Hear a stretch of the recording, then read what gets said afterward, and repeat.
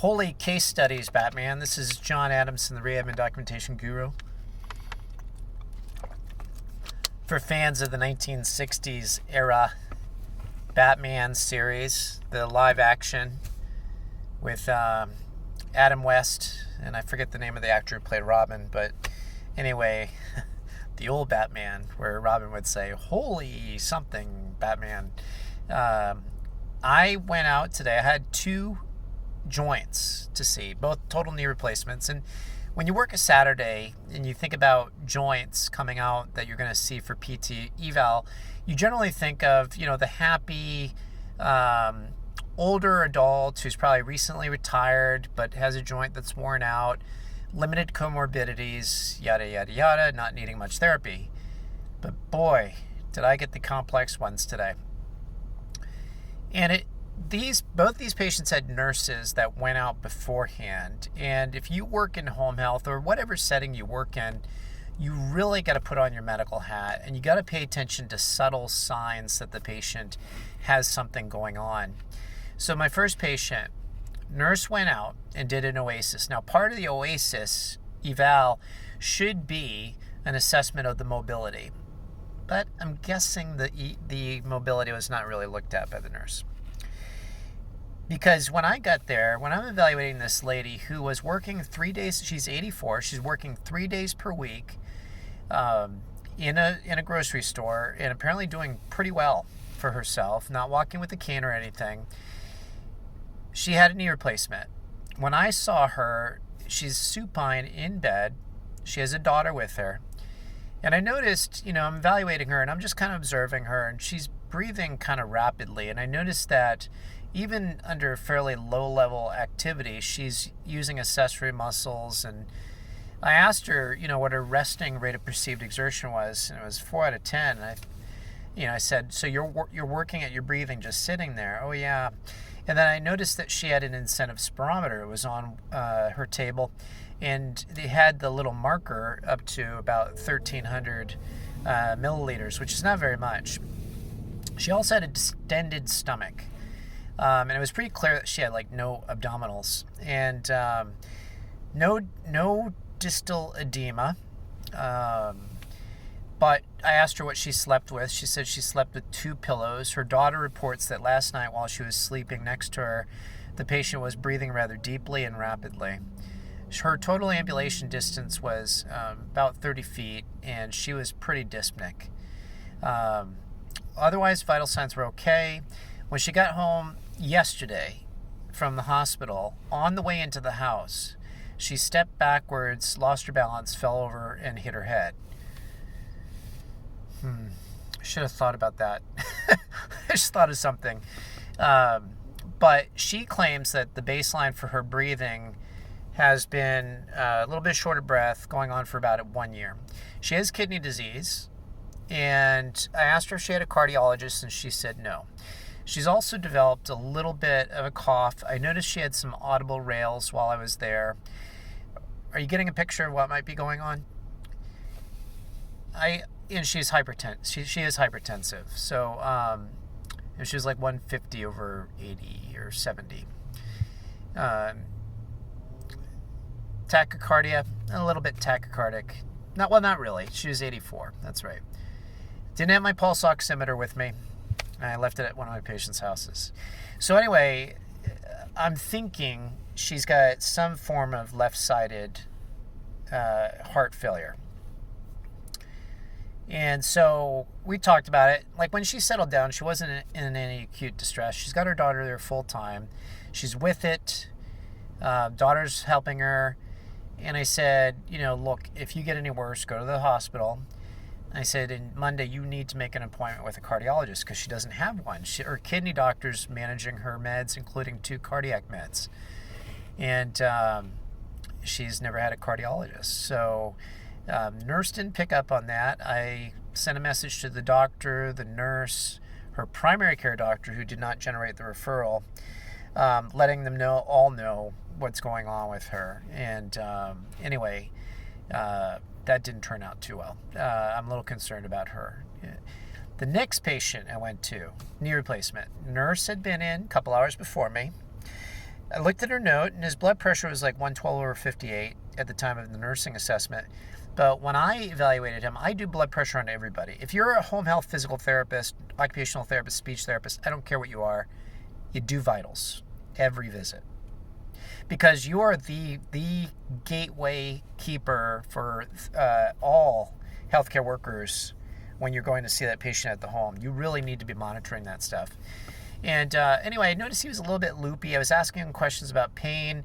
He is kind of going on and on. Like, I asked him, first of all, the scale of pain. Then I asked him, how would you describe the pain? And I gave him some words. And he goes, it would be an 8 out of 10. I'm like, okay. How does your pain feel? Is it sharp, dull, aching, stabbing, burning, throbbing? And I made sure he could hear me. And he goes, I think it would be an 8 out of 10. So he's clearly not thinking the best. And I noticed he's kind of somnolent. He's just kind of having a hard time opening his eyes. He had taken his narcotics about a half hour before I got there. And then I started getting increasing details from the patient's wife. He had, according to her, 2 fall incidents since getting home a day and a half before. One was a true fall where she had to lower him to the ground. He just kind of gave way. And another was he was in the middle of a transfer and got stuck. And both times they had to call EMS. And there was another EMS call where they had to lift him out of a chair. This guy's got a lot of complex issues. He's got an old shoulder injury with lots of surgeries. He's got Charcot foot deformity on the right. No diabetes, but peripheral neuropathy. He's got significant pes planus on the left. He's got, you look at his right shoulder. I mean, it's clear he's got a massive wasting of his deltoid. This guy's a kind of a wreck, and he's got some other things going on. Anyway, he went to get up to go to the bathroom while I'm there, and I told him he needed help, and he went to go get up. And it's clear the wife can't handle him. And I'm like, did they recommend, going to inpatient rehab? Oh, yeah, he wouldn't qualify for the inpatient rehab. And because he's Humana managed Medicare, and he only had a unilateral knee done, they wouldn't allow him to go inpatient sniff. And I'm like, stupid Humana. My least favorite of the managed Medicare plans. Don't bother to look at the patient, the specific patient, just looking at the diagnoses. Real intelligent.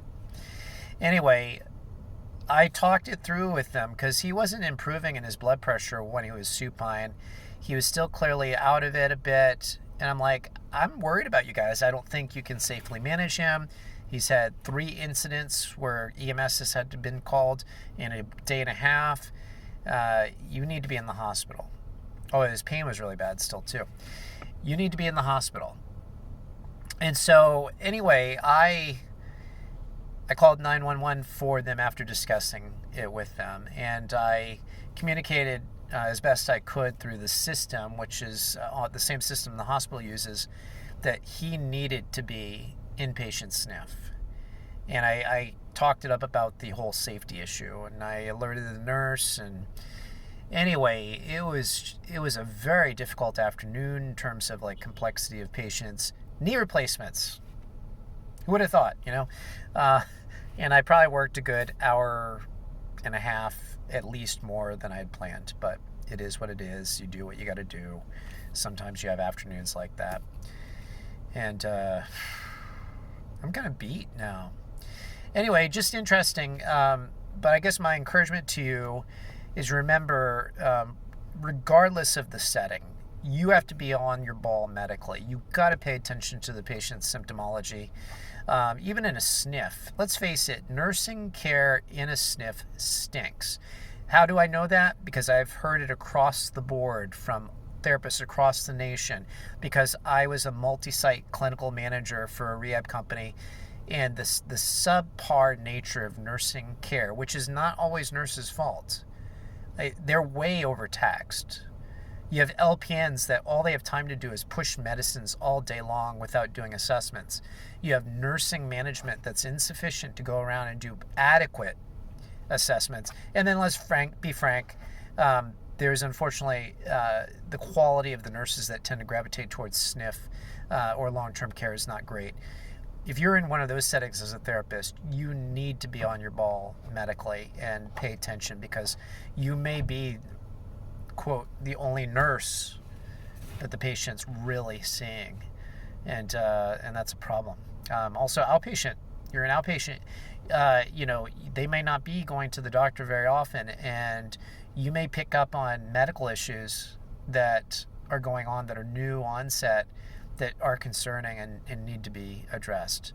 So if you're not comfortable with observational assessment of various and sundry vital signs, just brush up on them. They're on Google. It's easy to find. Just listen to your patient. You'll start to piece together some reports they're giving you, and you're like, that doesn't quite add up. I've got another case study I want to bring up, and I'm going to do that in another video. But anyway, just my urging to you today, 2 videos and about to be 3 videos in one day. Almost too much. The Rehab and Documentation Guru. Anyway, take care and God bless.